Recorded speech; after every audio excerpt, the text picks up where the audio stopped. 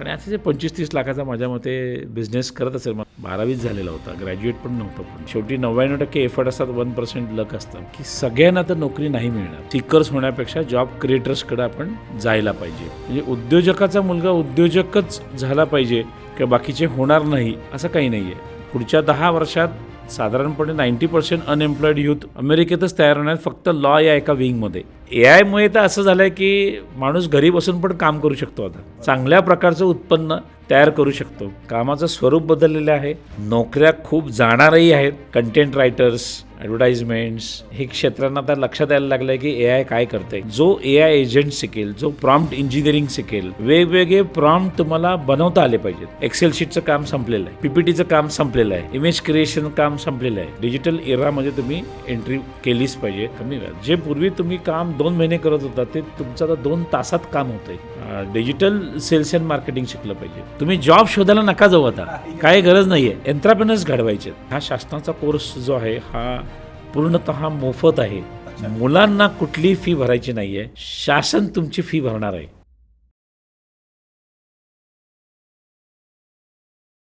मित्रांनो, आपल्याला बिझनेसमन व्हायचं की नोकरी करायची असा प्रश्न अनेक लोकांना पडतो. अनेक लोकांना हेच माहीत नसतं की फक्त बिझनेसमॅन किंवा फक्त उद्योजकता ह्याच्याही मध्ये काहीतरी आहे आणि ती आजच्या काळाची गरज आहे. आणि आजचा पॉडकास्ट आपला याच्याशी संदर्भात आहे, अतिशय महत्त्वाचा आहे. या विषयातले तज्ज्ञ डॉक्टर संजय गांधी सर पुन्हा एकदा आपल्यासोबत आहेत. सर नमस्कार. नमस्कार. आणि 3S टॉकमध्ये खूप खूप स्वागत आहे. सर, मला पहिल्यांदा ही कन्सेप्टच समजून घ्यायची आहे की उद्योजक आणि नोकरी करणारा याच्यामध्ये पण काही असतं हे आम्हाला माहीत नाही, ते काय आहे? नक्की. मित्रांनो, आपण सगळ्यांनी पहिलं समजून घेतलं पाहिजे की देशामध्ये आत्ता 4.5 कोटी मुलं अंडर ग्रॅज्युएशन शिकत आहेत. 4.5 कोटी. त्यामुळे प्रत्येकाला नोकरी मिळणं शक्य नाही आहे. बरोबर. ग्रॉस एनरोलमेंट रेशो दरवर्षी वाढणार आहे. इयर ऑन इयर ॲडमिशन्स वाढणार आहेत. बरोबर. त्याचाच दुसरा अर्थ असा की सगळ्यांना तर नोकरी नाही मिळणार. वस्तुस्थिती आहे. भारतात मॅक्झिमम 80 लाख नव्या ओपनिंग्स तयार होतात. बरं. पण जे आत्ता तरुण वर्ग जो आत्ता बाहेर पडतो आहे हो. ग्रॅज्युएशन घेऊन किंवा पोस्ट ग्रॅज्युएशन घेऊन किंवा 12th नंतर जे जातच नाहीत पुढच्या शिक्षणाकरता, हो. तर ह्या मानसिकतेमधनं आपण बाहेर पडलं पाहिजे की आम्ही इन्स्टेड ऑफ जॉब सीकर्स होण्यापेक्षा जॉब क्रिएटर्सकडे आपण जायला पाहिजे. बरोबर. आता त्यात 2 मुद्दे आहेत जो तुम्ही विचारलात. तो हो. उद्योजकता हा एक माइंडसेट आहे. अच्छा. एखादा एम्प्लॉई पण हो. त्याच्या कंपनीमध्ये उद्योजकतेच्या माइंडसेटनी जर काम करत असेल तर त्याला इंट्राप्रिनियर म्हणतात. अच्छा. हां, तर हा इंट्राप्रिनियर जर असेल कंपनीमध्ये बरं. त्याची ग्रोथ फार चांगली होते, कारण बरं. त्याकडे ते सगळे स्किलसेट्स आहेत बरोबर आहे. ज्यात तो पूर्ण त्याचं डिव्हिजन किंवा पूर्ण त्याची टीम हो. प्रॉफिट अँड लॉसकडे नेऊ शकतो शकतो. आणि चांगल्या प्रकारे इंटरप्रिटेशन त्याचे देऊ शकतो. बरोबर. त्यामुळे उद्योजकता ही एक माइंडसेट आहे. हो. दुसरा मुद्दा असा की आपल्याकडे डॉक्टरचा मुलगा डॉक्टर झाला पाहिजे, वकिलाचा मुलगा वकील झाला पाहिजे. उद्योजकतेमध्ये असं नाही आहे. म्हणजे उद्योजकाचा मुलगा उद्योजकच झाला पाहिजे किंवा बाकीचे होणार नाही असं काही नाही आहे. बरं. हे स्किलसेट्स आहेत. हे जर तुम्ही आत्मसात केलेत, तुम्ही शिकलात, हो. तुमचा माइंडसेट बेसिकली यात उद्योजकताचा केलात तर निश्चितपणे तुम्हाला उद्योजक बनता येईल. बरं. आता उद्योजक बनतो म्हणजे काय, तर त्याला लहानपणापासून जर आता ज्या नॅशनल एज्युकेशन पॉलिसीनुसार हो. उद्योजकतेचे धडे त्याला 6वीपासूनच आपण शिकवायला सुरुवात केलेली आहे. बरं. त्यामुळे त्याची डिसिजन मेकिंग ॲबिलिटी, निर्णय घ्यायची क्षमता ही हो. फार महत्त्वाची आहे उद्योजकतेमध्ये. बरं. म्हणजे मी नुसते ड्रीम बघितले तर होणार नाही, मी ड्रीमर होईल फक्त. पण ड्रीम बघून तसा थॉट तयार करणं, तसं ॲक्शन तयार करणं हो. आणि मग तसं जगणं, हो. हे ज्याला जमेल तो उद्योजकता माइंडसेटला कॅपेबल होऊ शकतो. कॅपेबल होऊ शकेल. तर मला वाटतं उद्योजकता माइंडसेट हाच परवलीचा शब्द आहे आणि हेच करता आलं पाहिजे या नव्या युगात. आणि ज्या काय तुम्ही आता गव्हर्मेंट स्कीम्स बघताय किंवा पूर्वी एक म्हण होती की बाबा IIT झाला, IIM झाला किंवा IIT कुठलंही ग्रॅज्युएशन केलं की फॉरेनला जाणं, नोकरी करणं, हा एक क्रम होता. बरोबर. आता त्या क्रम तसा नाही राहिला. अच्छा. आता तुम्ही जर बघितलं असेल तर 1.5 लाखाहून जास्त स्टार्टअप रजिस्टर्ड झालेले आहेत बरोबर. भारतात. हां. त्यामुळे लोकांना कळायला लागलं की आपण आता उद्योजकतेकडे गेलं पाहिजे आणि जॉब क्रिएटर्स बनलं पाहिजे. तर मला असं वाटतं की उद्योजकतेकडे म्हणजे उद्योजकतेचं शिक्षण घेणे, हो. त्या संदर्भातल्या स्किल्स ॲक्वायर्ड करणे आणि ती मानसिकता हळूहळू बनवत जाणे तर करेक्ट होईल. सर आपण याला थोडंसं पुढे नेऊन असं म्हणू शकतो हां की नोकऱ्या तर कमी होत आहेतच, पण ज्या नोकऱ्या आहेत त्या आधीच्या सारखं माइंडसेटची गरज न राहता तिथे आता इंट्राप्रेन्युअर माइंडसेटची गरज पडणार आहे, हो असं म्हणू शकतो आपण. नक्की नक्की. कारण जेव्हा तुम्ही इंट्राप्रेनियर माइंडसेट असतं हो. तेव्हा प्रॉडक्ट म्हणा, परस्युएशन म्हणा, प्राईज म्हणा, प्रॉफिट्स म्हणा, हे सगळे पी महत्त्वाचे आहेत बघा. बरं. अलॉंग विथ कॉन्फिडन्स किंवा तुमचं कन्सिस्टन्सी, ह्या सगळ्या गोष्टी बरोबर आहेत. पण ह्या सगळ्या गोष्टींचा विचाराधीन असलेला एम्प्लॉई हो. चांगल्या प्रकारे ग्रो करतो अच्छा. आणि त्यालाच नोकरीही चांगली मिळू शकते. बरोबर आहे. कारण AIच्या युगात प्रत्येक गोष्ट अवेलेबल आहे. हो. म्हणजे अमेरिकेमध्ये आत्ता जे लॉ करणारी लोकं आहेत ते अनएम्प्लॉईड झालेत. हो. कारण IBM वॅटसन तुम्हाला 97% अचूकता देतो. बापरे. त्यामुळे पुढच्या 10 वर्षात साधारणपणे 90% अनएम्प्लॉईड यूथ अमेरिकेतच तयार होणार फक्त लॉ या एका विंगमध्ये. आपल्याकडे लॉ करणारवाल्यांनी हे पहिल्यांदा विचारात घेतलं पाहिजे. विचारात घेतलं पाहिजे. अगदी. हे IBM वॅटसन आता हेल्थ केअरमध्ये पण येते. अरे बाबा. त्यामुळे तुमची कॅन्सरची अचूकता किंवा कुठल्याही डिसीजची अचूकता हे तुम्हाला त्या सॉफ्टवेअरमधनं कळणार आहे. बरोबर. त्यामुळे जग हे बदलत चाललं आहे हो. आणि change is we should accept. आता चेंज हा माझा एक आवडता वर्ड आहे. बरं. म्हणजे चेंज जर नाही झालं तर आपण दुष्परिणाम सगळे बघितलेले आहेत. बरोबर आहे. कोडॅक ही माझ्या लहानपणी मी कोडॅक कॅमेरा वापरायचो अच्छा. आणि फोटो काढायचो. फोटो म्हटलं की कोडॅक कॅमेरा आला. साधारणतः 1,60,000 एम्प्लॉईज होते आणि 90% शेअर जो आहे फोटोग्राफीचा हा कोडॅककडं होता. 90%. जेव्हा हे कॅमेरे आले, हो. ह्या कॅमेऱ्यामधनं जेव्हा आपले मोबाईल्स आले आणि मोबाईल्समधनं जेव्हा हे कॅमेरे दिवसेंदिवस बिल्ट होत गेले, हो. ते नाहीसं झालं ना कोडॅक. बरोबर आहे. बरं. तसंच तुम्ही नोकियाचं उदाहरण घ्या, तसंच तुम्ही HMT घ्या, तसंच तुम्ही बजाज स्कूटर घ्या. असे अनेक उदाहरण आहेत. बरोबर आहे. की जे बदल ॲक्सेप्ट केला नाही हो. तर मोठे मोठे ब्रँड, मोठ्या मोठ्या कंपन्या हो. यांची बस चुकलेली आहे. त्यामुळे निश्चितपणे हो. बदल ॲक्सेप्ट केला पाहिजे. Yes. कम्प्युटर आला तेव्हा लोक म्हटले नोकऱ्या जाणार, आता कम्प्युटर आमच्या सगळ्या नोकऱ्या घेणार. कम्प्युटरनीच जास्त नोकऱ्या तयार केल्या. हो. तसंच आता AI आला आहे. हो. हो. त्यामुळे AIमुळे तर असं झालं आहे की माणूस घरी बसून पण काम करू शकतो. आता चांगल्या प्रकारचं उत्पन्न तयार करू शकतो. पण हे स्किल आत्मसात केलं पाहिजे. बरोबर आहे. असं म्हणायचं. सर, AI आणि हा जो डिजिटल सगळा एरिया आणि ही बदलती टेक्नॉलॉजी जे म्हटलं की बदल हा तुमचा खूप आवडीचा शब्द आहे.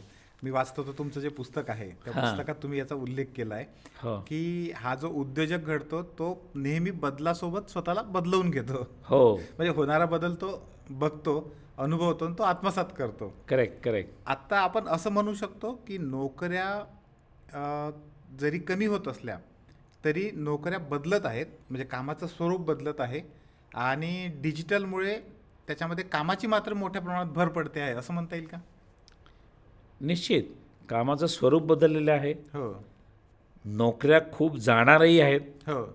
कारण प्रत्येक गोष्ट आता तुम्ही थोड्याफार प्रमाणात त्याचे परिणाम म्हणा, कॉन्सिक्वेन्सेस म्हणा बघायला सुरुवात केली आहेत. हो. कंटेंट रायटर्स, हो. ॲडव्हर्टाईजमेंट्स, हे क्षेत्रांना आता लक्षात यायला लागलं आहे की AI काय करते. बरोबर आहे.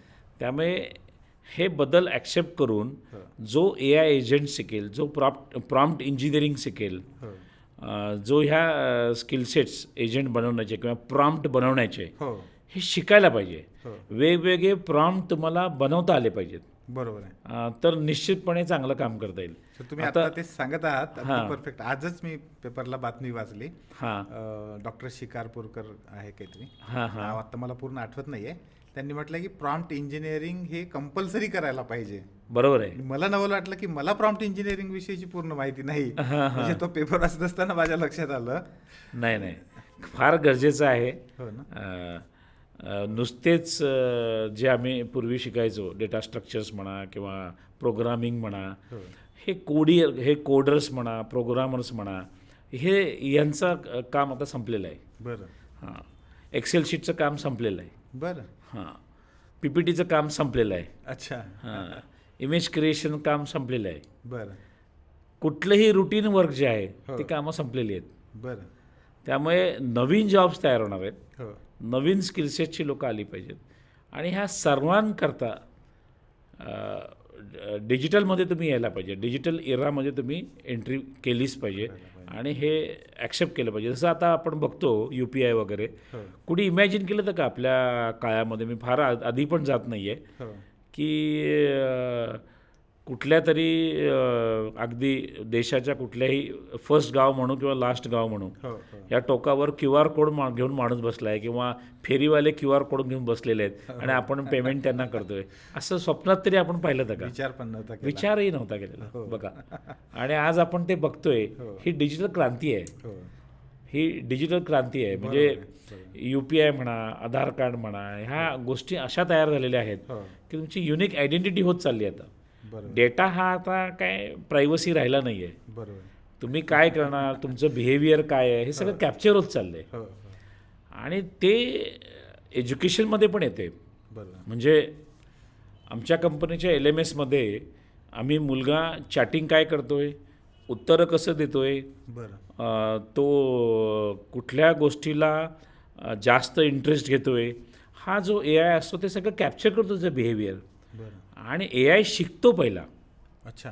आणि तो शिकल्यानंतर मग तुमच्याशी बोल. त्या पद्धतीने तुम्हाला तो ॲक्च्युअल नंतर देणं चालू करतो, त्याचा उपयोग ट्रेनिंग चालू करून करतो. training. हो. हां तर हे जे आहे ना की आन्सर्समधनं शिकणं, हो.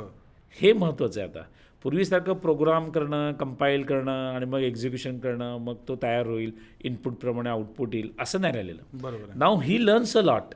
हो. जसं ChatGPTवर तुम्ही गेलात किंवा जेमिनीवर गेलात किंवा बनानावर गेलात, तर या कुठल्याही टूल्सवर तुम्ही जेव्हा जाता, हो. तो शिकत असतो बरोबर आहे. तुमच्याकडनं, हो. पब्लिककडनं एवढा शिकतो. हो. हो. कारण आज ज्या प्रमाणात जगात आता जी लोकसंख्या आहे आणि ज्या पद्धतीने हे वापरलं जातं आहे, हो. त्यामुळे तुम्ही विचार करा मिनटाला ते केवढ्या मोठ्या प्रमाणात एज्युकेट होत असेल. बरोबर आहे. आणि त्या सगळ्यांचं डेटा ॲनालिसिस करून तुम्हाला तो आन्सर देत असतो. त्यामुळे फार परफेक्शन येतं ते आणि खूप कमी वेळात. कमी वेळात. खूप कमी वेळात. कमी वेळात जे पूर्वी तुम्ही काम 2 महिने करत होता ते तुमचं आता 2 तासात काम होते. बरोबर आहे. त्यामुळे हा बदल ॲक्सेप्ट केला पाहिजे आता. सर, तुम्हाला खूप मोठा अनुभव आहे. म्हणजे सेल्स आहे, मार्केटिंग आहे, उद्योगाला जे काही क्षेत्र आहे त्या सगळ्यांचा प्रचंड मोठा अनुभव आहे. मार्केटिंगचं क्षेत्र डिजिटल एरामध्ये प्रचंड मोठ्या प्रमाणामध्ये बदलत आहे असं वाटतंय का? हो, अगदी महत्त्वाचा प्रश्न विचारलात. कारण आपण जे मार्केटिंग पहिलं केलेलं आहे हो. ते प्रेस ॲडमध्ये काम देणं किंवा TV ॲड्स देणं हो. किंवा काही प्रमाणात ॲक्च्युअल फील्डवर जाऊन मार्केटिंग करणं, प्रत्यक्ष ह्या गोष्टी केलेल्या आहेत. बरं. म्हणजे आपण 3-3.5 तासाच्या मूव्ही बघणं या टाईपचं काम केलेलं आहे.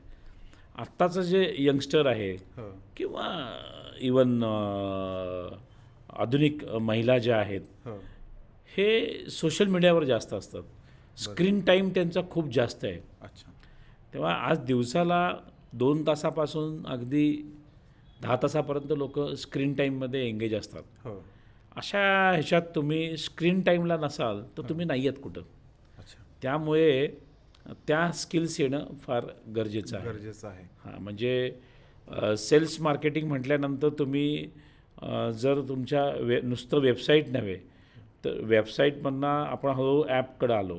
ॲपमधनं आता आपण रील्सकडं आलो आहे, यूट्यूब चॅनल्सकडं आलो आहे, इन्स्टाकडं आलो आहे, फेसबुककडं आलो आहे. त्यामुळे त्या सगळ्या गोष्टींवर मॅक्झिमम लोक इन्वॉल्ड असतात. हो. त्यात त्यांना योग्य वाटलं तर तो तुमचा पूर्ण पॉडकास्ट पण बघितला जातो बरोबर आहे. किंवा तुमचं डिटेलिंगमध्ये तुमच्याशी कनेक्ट पण केले जातात. कळलं. हां. त्यामुळे या स्किल सेट येणं फार गरजेचं आहे आणि त्या प्रत्येकाने शिकाव्या. म्हणजे आफ्टर 40ची जी आता ज्या आधुनिक महिला आहेत किंवा यंग हे आहेत, हो एम्प्लॉईज आहेत, हो त्या सर्वांनी हे कोर्सेस केले पाहिजेत. डिजिटल सेल्स अँड मार्केटिंग शिकलं पाहिजे. बरोबर आहे. म्हणजे सेल्स अँड मार्केटिंग तुम्ही शिकलेला आहात, तुम्हाला येतंय समजा, हो पण डिजिटल येणं गरजेचं आहे. बरोबर आहे. त्यामुळे आता तुम्ही पाहिलं असेल की लोक टूल्स वापरून डिफाईन करून ठेवतात वर्षाचे सगळे फेस्टिवल्स, बरोबर आहे. वर्षाचे सगळे तुम्हाला ज्या काय नोटिंग्स करायचे असतील हो ते शेड्यूल करून ठेवतात. त्या टाईम स्लॉटला त्या शेड्यूलप्रमाणे तुम्हाला पोस्टिंग येतात. हो म्हणजे काय मला असं रोजच्या रोज जाऊन करायचे पोस्टिंग असं काय राहिलं नाही गरज पडत नाही. आहे. टूल्स खूप तयार झालेले आहेत, वापरता आल्या पाहिजेत. सर हे तयार करता यायला बिझनेस मध्ये आता म्हणजे डिजिटल सेल्स मार्केटिंगमुळं नवीन पोटेन्शियल कामासाठीचं तयार झालंय असं वाटतंय. हो, डिजिटल सेल्स मार्केटिंगमुळे आता गावाकडे एखादा आदिवासी आहे आणि त्यांनी काहीतरी समजा हिंगोलीमध्ये मला माहिती आहे की लाकडी खेळणी तयार करणाऱ्या आदिवासींची एक SRTMUच्या अंडर एक इन्स्टिट्यूशन आहे. अच्छा. आता ते जे बनवत आहेत हो हे त्या भागात कुठेतरी विकलं जात होतं आत्तापर्यंत, हां पण आता तिथे डिजिटल आल्यामुळे हो त्यांचं जेव्हा आपण ॲमेझॉन म्हणा, फ्लिपकार्ट म्हणा किंवा कुठल्याही ONDC म्हणा, हो कुठल्याही प्लॅटफॉर्मवर त्यांना आपण जेव्हा रजिस्टर करतो हो तेव्हा त्याची डिमांड वाढते, त्याला भाव चांगला मिळतो हो आणि त्याची विक्री फार चांगली वाढते. तर तो डिजिटली इक्विप करणं हे फार गरजेचं आहे. त्यामुळे ह्याचं ट्रेनिंग हो प्रत्येकाने घ्यायला पाहिजे आणि हा माइंडसेटच काढून टाकला पाहिजे. सॅटर्डे संडे 24/7 बरोबर आहे. किंवा म्हणजे 9 ते 6 हो, असं हो. काय राहिलं नाही आहे. वन शुड हॅव की कुठल्या टाईम स्लॉटला मी केलं तर जास्तीत जास्त व्हिजिबिलिटी मिळते ह्याचा अभ्यास केला गेला पाहिजे बरोबर आहे. आणि त्या पद्धतीने त्याचं पोस्टिंग्स वगैरे झाल्या हे पाहिजे. सगळंच बदलत आहे थोडक्यामध्ये. बदलत आहे. मी आत्ता सर परवा सिंहगडाला जात होतो. सिंहगडाला जात असताना एक मध्यंतरी मध्येच एक हॉटेल लागतं आणि सहज थोडा वेळ तिथं थांबलो. गर्दी खूप दिसली आणि कम्पॅरेटिव्हली म्हणजे याच्या आधी पण मी तिथं बरेचदा गेलो आहे, तेव्हा मला तशी गर्दी दिसत नव्हती. हां. थोडं सहज कुतूहल म्हणून मी त्याच्याशी जरा गप्पा मारल्या आणि त्याला विचारलं म्हटलं हा बदल कशामुळे आहे, म्हणजे काही जाहिरात वगैरे अशी केलेली आहे का. राईट. तर तो म्हणला सर काहीच नाही बदल आहे, पण मागच्या एक साधारण महिन्याभरापासून मी रील टाकायला लागलो आहे. करेक्ट. मग आता हा रस्ता जातो म्हणजे सिंहगडावर सगळा, तर सिंहगडाच्या संदर्भातले जे काही महत्त्वाची माहिती आहे ते मी माझ्या रीलच्या माध्यमातून देतो आणि मी ओके. तिथंच आहे, ते हॉटेल आहे थोडंसं असं उंचावर आहे, तर तिथनं तो ते काढतो फोटो आणि व्हिडिओ हां, हां, काढतो, हां. मग ते टाकतो. किती कल्पकता वापरलेत बघा त्याने. बघा म्हणजे आणि- आणि तो म्हणे सर माझ्या बिझनेसमध्ये दुपटीचा फरक पडला एका महिन्यात. बघा. आणि मग म्हटलं आता तू पुढे काय करतोय, तर आता सर म्हणे मी हे आत्ताच स्वतःच करतोय, पण आता मला अशा पद्धतीनं करायसाठी एखादा मुलगा पाहिजे चांगला. तर Right. तुम्ही तुमच्या याच्यामध्ये सातत्यानं हे करत राहता, मुलांच्या संपर्कात राहता, कोणी असला चांगला मुलगा तर नक्की सांगा. राईट. हा बदल मला असं वाटतं की तुम्ही जे सांगताय त्याच्याशी कुठेतरी निगडीत आहे तो. आहे. छोटे छोटे जे उद्योग आहेत त्यांना सुद्धा आता डिजिटलिंगची गरज पडते आहे. हो. अहो आता कितीतरी दुकानदार आपल्या त्या करण्यामागचं, रेसिपी करण्यामागचं सायन्सच्या हो. रील करतात हो हो आणि लोकांना ते आवडतं आवडतं. की मी मसाला आजचा सकाळचाच यूज करते, हो हो दुसऱ्या दिवशी यूज करत नाही, हो हो असा एक रील करतात. हो आणि म्हणून मिसळपाव माझी अशी अशी टेस्ट लागते किंवा बरोबर आहे. अगदी फार मोठ्या प्रमाणात कस्टमर्स त्यांच्याकडे येतात. येस म्हणजे हो. कुठलीही पेपर ॲड द्यायची गरज नाही आहे, हो. कुठलीही TV ॲड द्यायची गरज नाही आहे, बरोबर. पण क्राऊड खूप मोठा आहे समोर. हो ही जी मॅजिक झालेलं आहे हो हे डिजिटल मार्केटिंगमध्ये झालेलं आहे. ही एक संधी आहे आपल्या सगळ्यांना. बरोबर आहे. कोचिंग क्लासेस असतील, हो हो कॉलेजेस असतील, क्लिनिक असतील, हो प्रत्येकाला हिची गरज आहे गरज आहे. की काय झालं आहे. हो हो त्या छोट्या गावातल्या ज्या स्टोरीज आहेत हो त्या स्टोरीज येणं गरजेचं आहे सोशल प्लॅटफॉर्मला. बरोबर. आल्या की ॲटोमॅटिकली गर्दी होते. येस. तर परवा मी ते खिद्रापूरला गेलो होतो, हो तेव्हा मला त्यांनी तिथली स्टोरी सांगितली. ते म्हटलं एवढं पब्लिक कसं काय इथे लागलं. मी आत्तापर्यंत कायम नरसोबाच्या वाडीला आलेलो आहे, बरं. मी कधी खिद्रापूरला कधी व्हिजिट नव्हतं केलेलं. अच्छा. तो म्हटलं हे आधीपर्यंत कुणाला एवढं माहीत नव्हतं, हो. पण जेव्हा हे आम्ही डिजिटली करायला लागलो अच्छा. की देशामध्ये असं एक शिवलिंग आणि विष्णू असणारं एकच लिंग आहे किंवा नंदी नसलेलं हे मंदिर आहे, हा हा हा किंवा नोंदी 14 किलोमीटरवर आहे आणि तो असं इथं बघतोय असं आहे ते तिरपी माळ. हे जेव्हा रील्स आणि हे जेव्हा डिजिटल आहे तेव्हा गर्दी इथं जास्त यायला लागली. लोकांना कळायला लागलं इथं काहीतरी वेगळं आहे. बरं. तर हे जे आहे ना हा तिथल्या गाईड्सनं त्याचा फायदा झाला. आज तिथे जवळजवळ मी बघितले 50 गाईड आहेत. पूर्वी इथं गाईडच नव्हते म्हटले. हे सगळ्या गाईडनी तिथल्या स्टोरीज तिथले फोटोग्राफ जेव्हा अपलोड करायला लागले तेव्हा लोकांना कळायला लागलं अरे काहीतरी नाविन्यपूर्ण इथं आहे आणि काहीतरी आहे तिथे. मग जाऊन भेटी द्यायला लागले. तर हे प्लॅटफॉर्मला येणं डिजिटलला येणं गरजेचं आहे.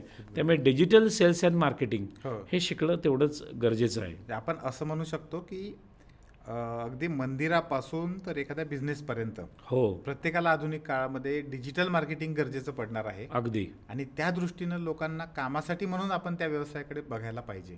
येस निश्चितपणे बघायला पाहिजे. अगदी अगदी. आता काही जण बुटीक चालवतात घरच्या घरी साड्या घेऊन. आता ह्या साड्या वेगवेगळ्या पैठणी असते किंवा कुठली साडी असते एखाद्या छोट्याशा बुटीकमध्ये घरातनं फ्लॅटमधनं 1 BHK मधनं ते चालवतात. ते प्रचंड चालतं. ह्याचं कारण फक्त ते रील करत असतात. बरोबर आहे. की दाखवतात ते की हे आमच्याकडे आहे कलेक्शन आहे तुम्ही या आणि लोक जातात. कुठलं ॲडव्हर्टाईज नाही काही नाही. बरोबर आहे. एवढं मॅजिक एक डिजिटल सेल्स मार्केटिंगच्या ट्रेनिंगनी होऊ शकतं. परंतु हा कोर्स करताना फार शॉर्टकट करू नये. पूर्ण मोठा कोर्स केला पाहिजे. व्यवस्थित केला पाहिजे. त्याचे फंडामेंटल शिकले पाहिजेत. बरोबर आहे. टूल्स खूप आहेत यात. नुसतं मी SEO शिकलो म्हणजे मी तज्ज्ञ झालो असं नाही आहे. सर्च इंजिन ऑप्टिमायझेशन करता आलं पाहिजे. हे करत असताना जेवढे प्लॅटफॉर्म आहेत त्या प्रत्येक प्लॅटफॉर्मचे एक वेगळं स्किल आहे ते करता आलं पाहिजे. आणि त्यासाठी तो कोर्स करणं गरजेचं आहे. फंडामेंटल्सपासून अगदी ॲडव्हान्स्डपर्यंत. म्हणजे फाउंडेशन इंटरमिजिएट आणि ॲडव्हान्स ह्या तिन्ही गोष्टी व्यवस्थित जर केल्या तर तो एक चांगला डिजिटल मार्केटर होऊ शकतो. आणि प्रचंड स्कोप आहे. तुम्ही बघा जे व्यापारी आत्ता या प्लॅटफॉर्मवर नाही आहेत किंवा डिजिटल मार्केटिंग करत नाही आहेत ते मागास ते पाठीमागे गेलेत. बरोबर. ज्यांनी हे केलं तिथे गर्दी होत चालली आहे. त्यामुळे कस्टमर जे बाईंग बिहेवियर बदलत चाललंय आणि ते बिहेवियर लोकांनी ॲक्सेप्ट केलं पाहिजे. बरोबर आहे. तो त्याच्यावरनं डिसाईड करतो मी घेऊ की नको. बरोबर आहे. त्यामुळे डिजिटलला येणं गरजेचं आहे. आपण असं म्हणू शकतो की डिजिटलमुळे म्हणा किंवा आधुनिक तंत्रज्ञानामुळे म्हणा AI मुळे म्हणा सोशल मीडियामुळे म्हणा जॉब कमी होत नाही आहे. काम वाढतंय. तुमचे जॉब करण्याची किंवा काम करण्याची पद्धत बदलते आहे. करेक्ट अगदी बरोबर. संधी वाढत आहेत. हो. कमी होत नाही आहेत. म्हणजे अपॉर्च्युनिटी खूप वाढत चाललेत. अपॉर्च्युनिटी फार वाढत चाललेत. तुम्ही अपॉर्च्युनिटीवर काम करायला शिका. अगदी. तुम्ही जॉब शोधायला नका जाऊ आता. काही गरज नाही आहे. बरोबर आहे. अपॉर्च्युनिटी आहेत. ऑब्झर्वेशन व्यवस्थित पाहिजे. ऑब्झर्वेशन स्किल्स जर चांगल्या असतील ना तर निश्चितपणे तुम्ही कुठलीही उदाहरणं घ्या. आता झोमॅटो उदाहरण घ्या किंवा एनी तुमचं कुठलेही आपण आता जे उबर म्हणतो किंवा ओला म्हणतो ह्या प्रत्येकाच्या बिझनेसची स्टोरी वाचा. कुठे ना कुठं तरी त्याला पॅनिक झालं आहे. मी दिल्लीत उभा होतो मला ते कार्स मिळालं नाही मला ते करेक्ट रेटला पेमेंट करता येत नव्हतं निगोशिएशन्स करता येत नव्हती त्याच्यामुळे त्रास झाला आणि त्या उबरचा जन्म झाला. बरोबर आहे. ते काय कुठली कार ओन करत नाहीये पण आज उबर हे हायेस्ट या रेंटल कार्समध्ये काम करणारा प्लॅटफॉर्म आहे किंवा बिझनेस आहे. तर हे समजून घेतलं पाहिजे. बिझनेस जो चेंज होतोय हा बिझनेस चेंज समजून घेतला पाहिजे आणि हा प्रत्येक क्षेत्रात आहे. म्हणजे रिटेलमध्ये पण आहे टेलिकॉममध्ये आहे इलेक्ट्रॉनिक्समध्ये कुठलेही व्हर्टिकल घ्या तुम्ही. ह्या प्रत्येक व्हर्टिकलला हे चेंज आलेले आहेत आणि हे ॲक्सेप्ट केले गेले पाहिजे आपण. बरोबर आहे. येस सर तुम्ही ह्या पॉडकास्टच्या आधी आपण जेव्हा चर्चा करत बसलो होतो त्यावेळेस तुम्ही मला अमृतविषयी सांगत होतात. हो. इतर याच्यापेक्षा वेगळं आहे. अमृत काय आहे नेमकं? आता आत्तापर्यंत काय होत होतं शासनाकडनं की जॉब ओरिएंटेड कोर्स शिकवले जात होते. बरं. म्हणजे त्या मुलांनी हा कोर्स कंप्लीट करणं आणि त्यांनी जॉबला जाणं हे एवढं सीमित काम होतं. अच्छा. आणि तो जॉब जर चांगली सॅलरी नसेल चांगलं त्याचे जे काय त्याला फिजिकली तर राहण्याकरता खर्च येतो आणि तो आणि सॅलरी मॅच होत नसेल तर त्याला मनात एक न्यूनगंड तयार व्हायचा आणि त्याला असं वाटायचं की आपण एक्सप्लॉइट केलं जातोय अशा टाईपची भावना त्याच्या मनात येत होती. अमृत हे academy of Maharashtra research upliftment training असं एक ऑटोनॉमी असलेली राज्य शासनाची बॉडी आहे, बरं. जी खुल्या वर्गाकरता जो शासनाच्या किंवा महामंडळाच्या कुठल्याही स्कीम्स हो. आत्तापर्यंत घेतलेल्या नाही आहेत, हो. अशा खुल्या वर्गाकरता ही स्कीम त्यांनी तयार केलेली आहे. स्कीमचं नाविन्य हे आहे हो. की या स्कीममध्ये जॉब दिला जात नाही. अच्छा. ही स्कीम स्पष्टपणे सांगते बरं. की आम्ही जॉब देण्याकरता नाही आहोत, बरं. आम्हाला एंट्रप्रेनर्स घडवायचे आहेत. हे फार मोठे उद्योजक लगेच तयार होतील का? नाही होणार. हो. पण ती चिंगारी जी लावायची असते की तुम्ही नॅनो एंट्रप्रेनर बना, उद्योजकता माइंडसेट बनवा. हो. तर वेगवेगळे विषय घेऊन हो. त्यांनी हे आता उद्योजकताचे हे चालू केलेले आहेत, कोर्सेस चालू केलेले आहेत. अच्छा. त्यामुळे कोर्स करा. हो. कोर्स करता करता त्याला हँड्स ऑन ट्रेनिंग दिलेलं आहे. बरं. हँड्स ऑन ट्रेनिंगमध्ये ॲक्च्युली आपण त्याचं उद्योग आधार कार्ड काढतो बरं. आणि त्याला बिझनेस करायला शिकवतो. अच्छा. त्याचे बँक स्टेटमेंट तयार होतील. बरं. इथपर्यंत ह्या स्कीमनी नेलेलं आहे त्याला. बरं. म्हणजे स्वतःच्या पायावर खऱ्या अर्थी उभं करणं ओके. हे काम हे करतायत. आणि याचा एक सोशल इम्पॅक्ट मोठा येणार आहे. अच्छा. तो इम्पॅक्ट असा आहे की मायग्रेशन कमी होईल. गावागावामध्ये उद्योजक तयार होतील. ओके. उद्योजक हे वेगवेगळ्या विषयामध्ये तयार होतील. हो. काही डिजिटल मार्केटिंग उद्योजक तयार होतील, काही इलेक्ट्रॉनिक्स रिपेअर मार्केटिंग तयार होतील, काही ॲनिमेटर्स म्हणून तयार होतील. अनेक टाईपचे उद्योजक हो. तयार होतील. प्रत्येकाला बिझनेस आहे, बरोबर. तो त्याला शिकवलं जाणार आहे, हो. त्याच्याकडनं करून घेतलं जाणार आहे, बरं. त्याला खात्री दिली जाणार आहे. आणि सगळ्यात महत्त्वाचं की कोर्स दिला, त्याचं बँक स्टेटमेंट तयार व्हायला लागलं म्हणून त्याला सोडणार नाही, त्याचं हँडहोल्डिंग करणार आहेत. याच्यात काय 6 कसं? महिने त्याचं हँडहोल्डिंग होणार आहे. हे बरं. फार महत्त्वाची गोष्ट यात केलेली आहे. बरं. म्हणजे थोडक्यात मेंटॉर आणि मेंटी रिलेशनशिप हो. ही तयार होणार आहे. ओके. आणि तो 6 महिने हँडहोल्डिंगमध्ये बरं. मेंटॉरशिप येईल, त्याचे वीकली जे त्याचे समजा चॅलेंजेस आहेत हो. काम करतानाचे, हो. ते कसे सॉल्व केले जातील हो. हेही त्या हँडहोल्डिंगमध्ये होणार आहे. बरं. तर असा हा नाविन्यपूर्ण स्कीम अमृतच्या अंडर आलेली आहे. तर मला असं वाटतं की मॅक्झिमम लाभार्थी जे या लक्षित गटामध्ये येत आहेत हो. त्यांनी याचा बेनिफिट घ्यावा. आणि हा नुसता तरुणींकरता नाही आहे. बरं. माझ्या मते मिड करिअर क्रायसिस असलेल्या महिला हां. किंवा उच्च शिक्षित महिला ज्यांना करिअर एंगेजमेंट आत्ता करायचं आहे, बरं. त्यांनीसुद्धा हे कोर्सेस केले पाहिजेत. बरं. हे कोर्सेस आत्मसात केले, घरना बसून 4-4 महिन्यात 4-4 तास जरी त्यांनी काम केलं हो. तरी ते चांगला डिजिटल मार्केटिंगचं स्किल्स त्यांना जर झाल्या हो. तर त्याचे बिझनेस ते करू शकतात आणि त्या स्किल्सचं एन्कॅशमेंट होऊ शकतं आणि त्याचं रूपांतर चांगल्या लाईव्हलीहूडमध्ये होऊ शकतं. म्हणजे घरी असणाऱ्या महिलांसाठी जे संकट किंवा एक अडचण किंवा त्रुटी आपण म्हणू शकतो त्यांच्या याच्यासाठीची, तीच संधीमध्ये बदलत आहे असं म्हणू शकतो. संधीमध्ये बदलत आहे. त्यांचा कॉन्फिडन्स ग्रो होईल, बरोबर. त्यांचं लुकआउट ग्रो होईल. लक्षात घ्या, इंडिपेंडेंट वुमन करणं म्हणजे काय? हो. इंडिपेंडेंट वुमन तेव्हाच होईल जेव्हा तिच्या हातात इन्कम डायरेक्ट येईल बरोबर. आणि ते इन्कम एथिकली स्वतः जर कमवलेलं असेल तर त्याचा आनंदही वेगळा असेल. वेगळा राहील. अगदी बरोबर. तर ह्या सर्व गोष्टींचा आणि पॅरामीटर्सचा जर आपण विचार केला, हो, हो. आणि महिला वर्ग हा मल्टीटास्किंग जन्मापासून असतो, हो. बरोबर. त्यामुळे हे मल्टीटास्किंग ते सहज करू शकतात. हो. त्या माझ्या मते त्यांच्या दृष्टीने त्यांनी जर या पर्टिक्युलर क्षेत्रामध्ये जर आलं हो. आणि डिजिटल मार्केटिंगचे कोर्स शिकले तर निश्चितपणे ते एक चांगलं बिझनेस वुमन म्हणून तयार होतील, एक इंडिपेंडेंट वुमन म्हणून तयार होतील. त्या संधीचा निश्चितपणे त्यांनी फायदा घ्यावा. सर, हे जे तुम्ही आत्ता सांगत होतात, म्हणजे अमृतनं ही जी काही स्कीम काढलेली आहे आत्ताची, तर त्यामध्ये फक्त डिजिटलचे जे कोर्सेस आहेत किंवा स्किल आहे तेच मिळणार आहे की आंतरप्रेन्युअरशिपचे समजा पुन्हा काही मिळणार आहे?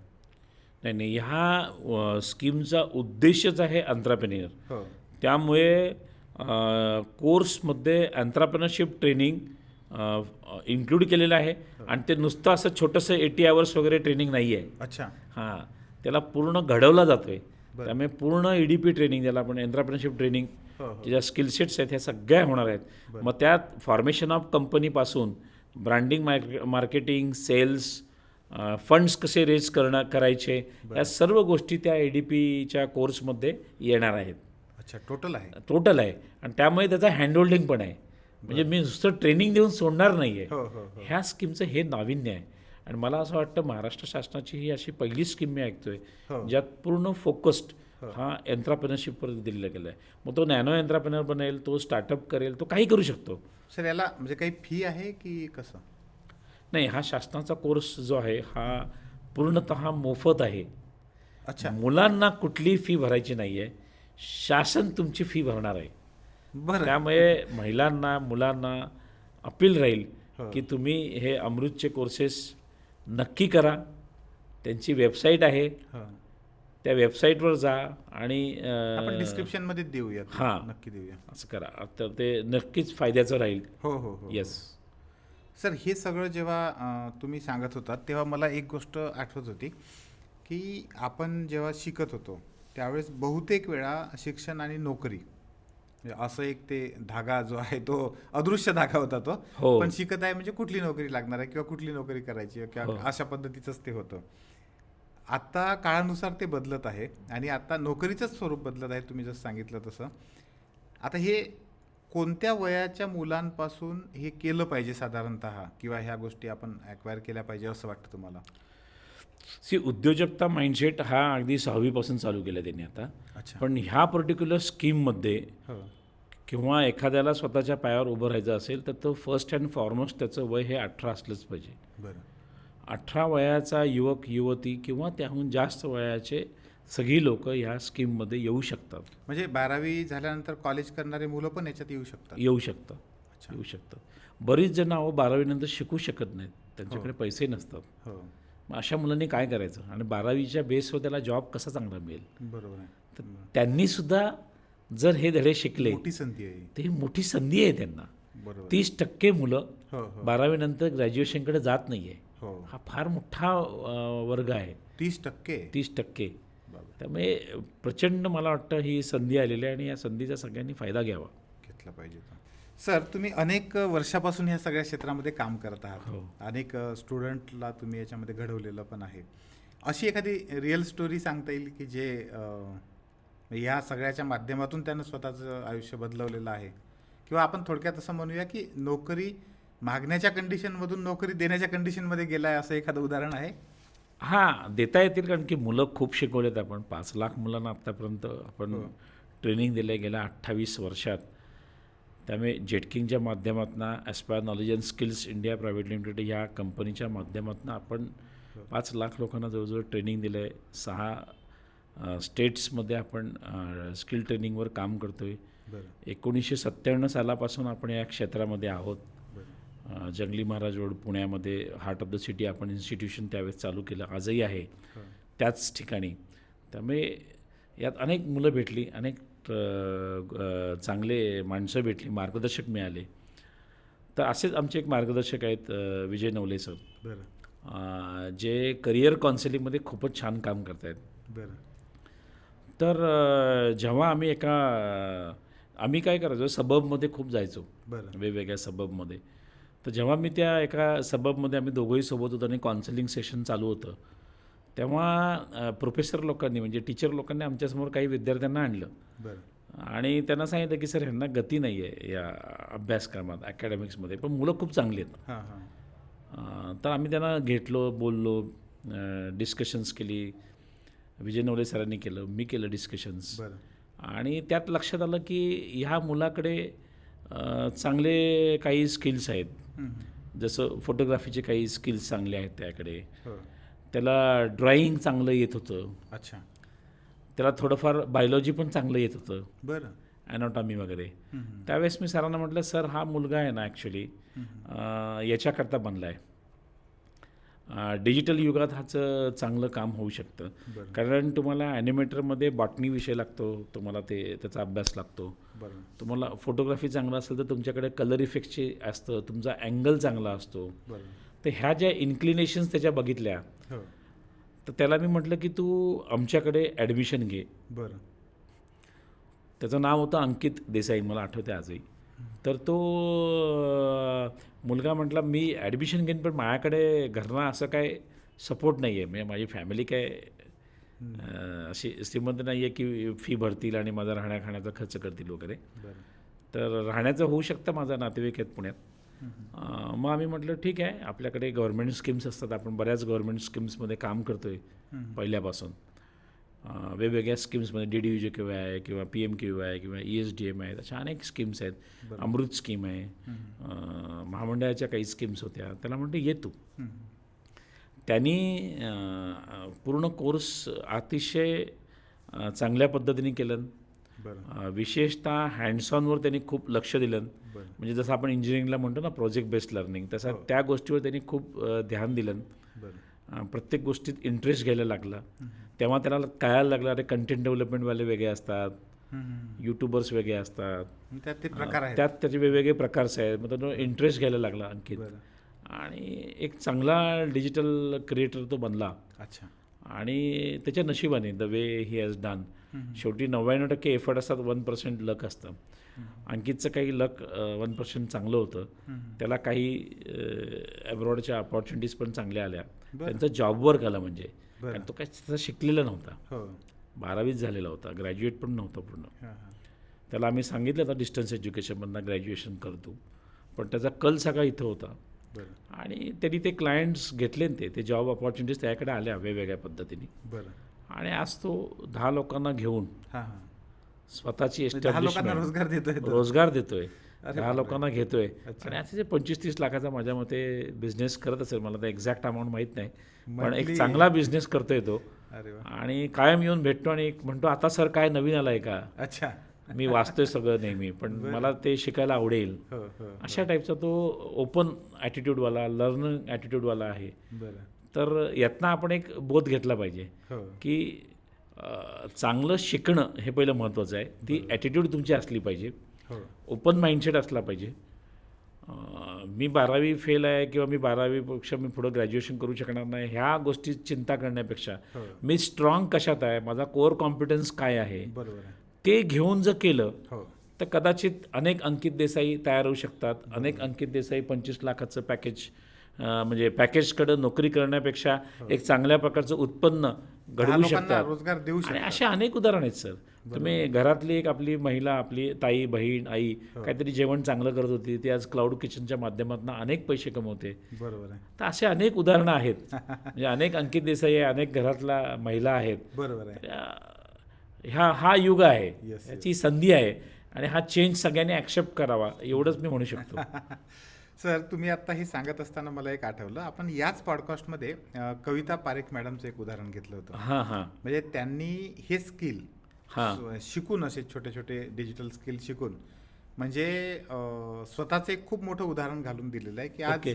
करोड रुपये कमावत आहेत, बघा, जे की अतिशय गरीब घरच्या परिस्थितीमधून घरी राहून, ग्रेट. म्हणजे घरी राहून डिजिटल सगळं स्किल घेऊन. हो त्याची नाही? लिंक आपण या याच्यामध्ये देऊया. नक्की द्या सर. नक्की. कारण काय हो. आहे, शेवटी समोर जर टेस्टिमोनियल, समोर जर जसं आपल्याला असं वाटतं नाही का, मी विराट कोहलीसारखं खेळलं पाहिजे किंवा मी बरोबर ह्याच्यासारखं केलं पाहिजे. हो. समोर जर असेल तर त्याला करणं सोपं आहे, येस येस, त्याला त्या स्किल्स घेणं सोपं आहे. सोपं आहे. त्यामुळे कविता पारेखचं उदाहरण खूपच चांगलं आहे किंवा अंकित देसाईचं उदाहरण खूपच खूप चांगलं छान आहे. आहे. मला असं वाटतं सुंदर पद्धतीने सर ह्या गप्पा रंगल्या. Yes. आणि खऱ्या अर्थानं नोकरी मागण्यापासून तर नोकरी देण्यापर्यंतचा जो प्रवास आहे, हो. आणि तोही technology, digital awareness, sales, marketing, ह्या सगळ्या अँगलनं कसा जाऊ शकतो, करेक्ट. हे खूप सुंदर या पॉडकास्टच्या माध्यमातून तुम्ही सगळं चित्र उलगडवलेलं आहे. येस. 3S टॉक मार्फत खूप खूप धन्यवाद सर. धन्यवाद, धन्यवाद सर.